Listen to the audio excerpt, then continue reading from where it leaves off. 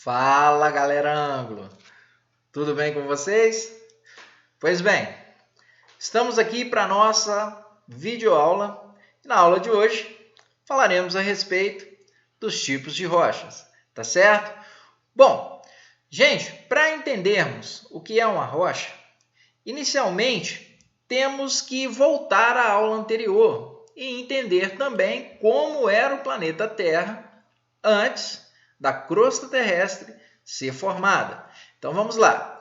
Vejam bem, no início, o planeta Terra era uma imensa bola de magma que queimava, ardia, todo ele, incluindo na superfície. Então isso que nós encontramos de parte sólida não existia. O planeta Terra, nesse contexto, ele acabava absorvendo corpos menores que passavam próximo da órbita dele. E esses corpos, alguns gases, eram retidos pelo campo gravitacional e, ao se deparar com essa superfície, queimavam, tá certo? Bom, desse resultado da queima, ocorreu a liberação de alguns gases, dentre eles o vapor d'água, que deu início, deu origem, né, à atmosfera primitiva. Posteriormente, tivemos as primeiras chuvas, e essas chuvas acabaram levando ao resfriamento da crosta terrestre, ou seja, essa parte do lado de fora esfriou, mas ainda o planeta queima lá dentro. A evidência disso são os vulcões. É um buraco no chão e o que está saindo ali de dentro está quente e bota calor nisso, está muito quente mesmo, tá certo? Bom, outra coisa, para prosseguirmos, é necessário também esclarecermos dois conceitos, duas coisas. Primeiro, o que é um mineral e o que é uma rocha, tá certo? Muitas vezes as pessoas confundem, mas vamos lá.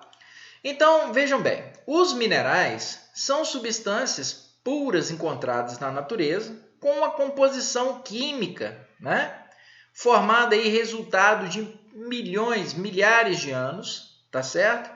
Milhares e milhões de anos, com a ação do calor e da pressão, tá certo? Os minerais são sólidos, tá certo?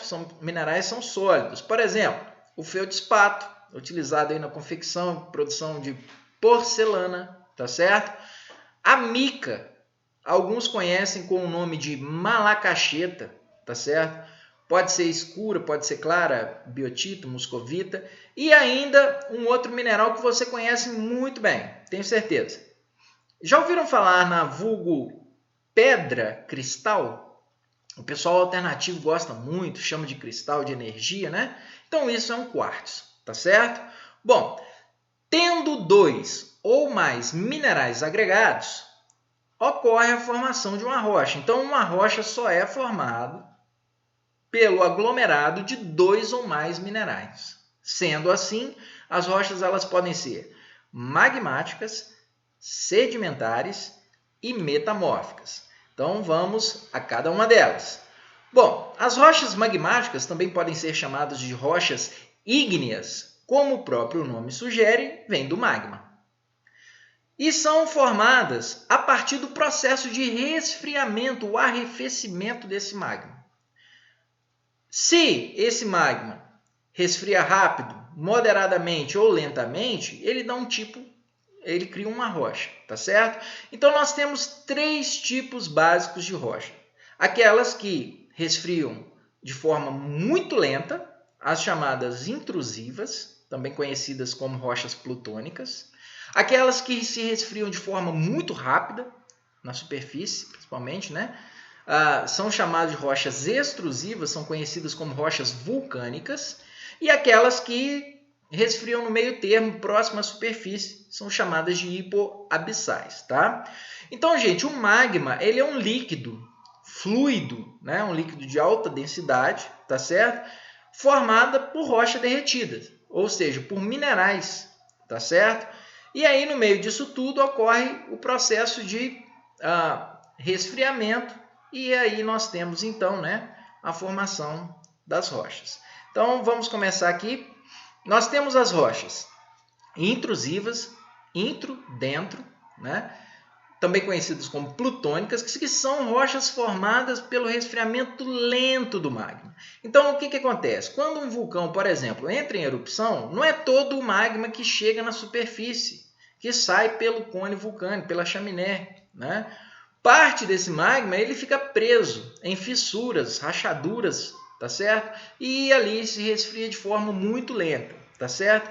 Bom, o fato de se resfriarem de forma lenta garante que os minerais formem cristais. Então, esses minerais eles vão se organizar em formas de arranjos cristalinos. Esses arranjos cristalinos vão dar às rochas plutônicas brilho e dureza muito grande, tá certo?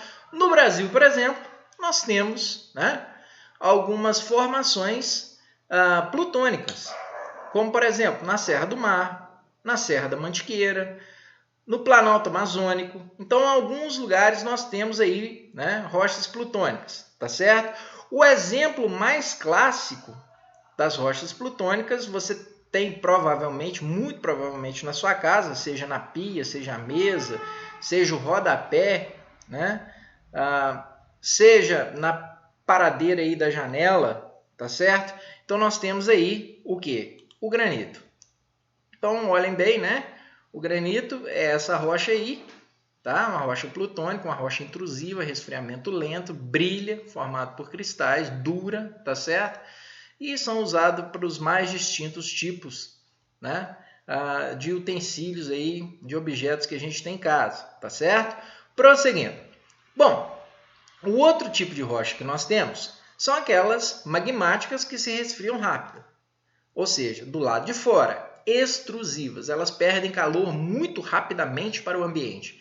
Essas rochas elas também são chamadas de vulcânicas, já que esfriam de forma muito rápida. Os minerais eles não formam arranjos cristalinos, certo?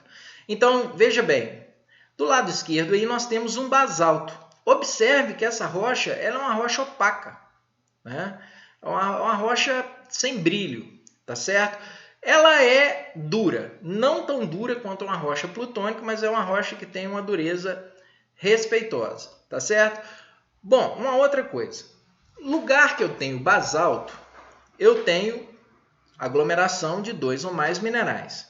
Se essa rocha não é tão dura, ao ser fragmentada, ao ser quebrada, eu libero minerais. Então, lugar onde eu tenho derramamento vulcânico, onde eu tenho rocha basáltica, eu tenho solos férteis, porque há uma disponibilidade muito grande de minerais, tá certo? Bom, um exemplo de uso aí